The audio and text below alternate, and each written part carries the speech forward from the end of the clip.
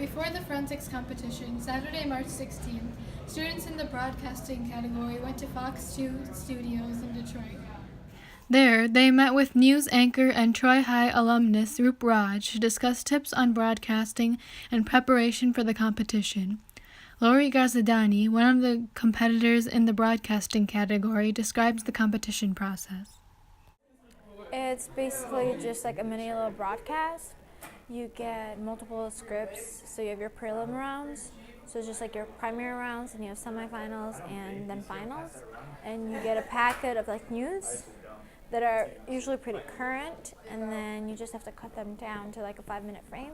And you have one editorial section where it's just one story that you have to speak your own opinion about. It's pretty cool, actually. Ghazadani enjoyed seeing the behind-the-scenes of the Fox 2 studio and found Raj's advice helpful for the competition. He taught us a lot about how to cut information down and how to only use the part in articles that's actually useful, because there's obviously a lot of fluff that goes into building articles and a lot of unnecessary details.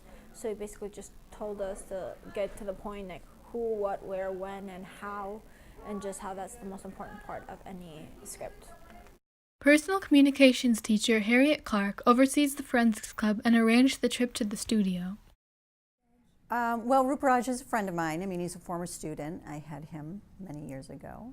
And so he and I stay in contact, and he's always so kind about, let me know if you need help with anything.